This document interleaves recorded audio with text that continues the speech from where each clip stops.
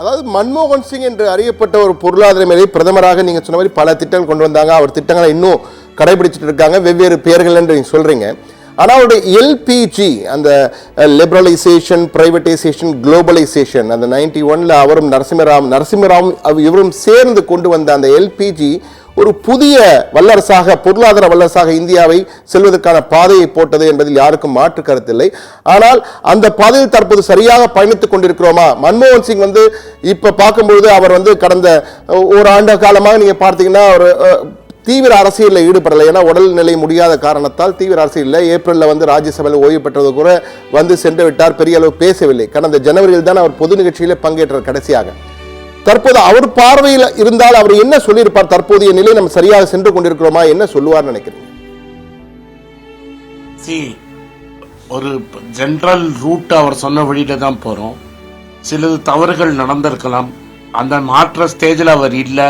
இன்னைக்கு ஆட்சியில் இருக்கிறவங்க அவர் சொன்ன பேச்சை கேட்கவும் போறது கிடையாது. ஸோ எக்கானமிங்கிறது மேலேயும் போகும் கீழேயும் போகும். ஸோ மேலேயும் கீழேயும் போற எக்கானமி இன்னைக்கு வீழ்ச்சியில் இருக்குது. அது எக்கனாமிக் குரோத்லயே தெரியுது. அவங்க போட்ட குரோத்லயே 5.4%.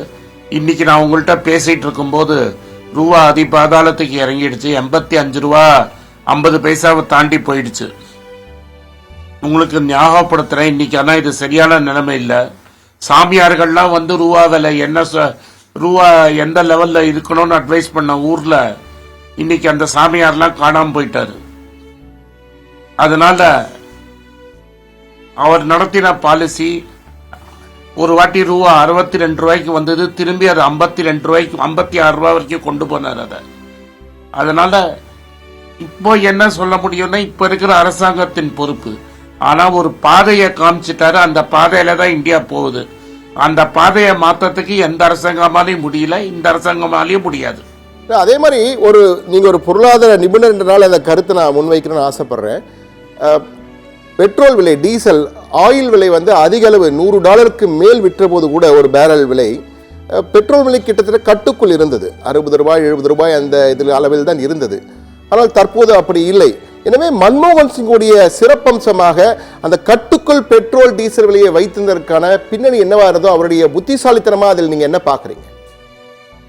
சார், $148 இருக்கும்போது அவர் 68 ரூபாய்க்கு பெட்ரோல் கொடுத்தாரு. இன்னைக்கு $69 இருக்கும்போது நீங்க 102 ரூபாய்க்கு 100 ரூபாய்க்கு பெட்ரோல் கொடுக்குறீங்க.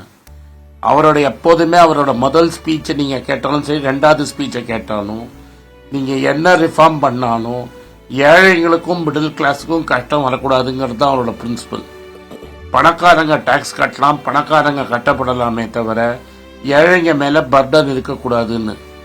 கடைசியா அவர் சிலிண்டர் 400 ரூபாய் கொடுக்கும்போது கூட 100 ரூபாய் சப்சிடி, 150 ரூபாய் சப்சிடி கொடுத்துட்டு இருந்தார். சப்சிடியா பணத்துல பேங்க்ல போட்டுட்டு இருந்தாங்க. 250 ரூபாய் அந்த சப்சிடி சேர்த்தீங்கன்னா 250 ரூபாயிலே 300 ரூபாய் தான் எல்பிஜி சிலிண்டர். ஆயில் கச்சா எண்ணெய் விலை $148. இன்னைக்கு கச்சா எண்ணெய் விலை $68. நீங்க 1000 ரூபாய் கொடுக்குறீங்க. அதை பத்தி யாரும் இன்னைக்கு பேசுறது இல்லை. ஏன்னா இன்னைக்கு மீடியா, நேஷனல் லெவல்ல மீடியா சுதந்திரமா பேசுறதுக்கு ரைட்ஸ் கிடையாது.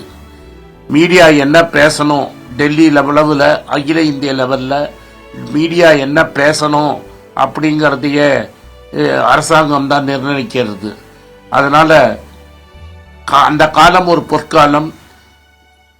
எனக்கு பின்னாடி என்னோட தம்பி பேரங்களுக்கும் என் தங்க பேரங்களுக்கும் நான் சொல்றது, இந்த காலத்துல நானும் இருந்தேன் அப்படின்னு சொல்லுவாங்க. ஒரு காலத்துல சொல்லுவாங்க அசோகர் காலத்துல நம்ம இருந்தோம்னு. அது மாதிரி ராஜராஜ சோழன் காலத்துல நான் இருந்தேன்னு சொன்ன மாதிரி இது என்னோட பாக்கியம். நான் மன்மோகன் சிங் ஃபைனான்ஸ் மினிஸ்டரா இருந்த போதும், பிரைம் மினிஸ்டரா இருந்த போதும் இந்த நாட்டோட ஒரு குடிமகனா இருந்தேங்கிறது ஆனந்த் ஸ்ரீனிவாசனோட பாக்கியம். நிச்சயமா அசோகர் காலத்தில் இருந்தார் மாதிரி நீங்க மன்மோகன் சிங் காலத்துல நீங்க மட்டும் இல்ல நாங்களும் இருந்திருக்கோம் என்றது எல்லாருக்கும் பெருமையான ஒரு விடயம்தான்.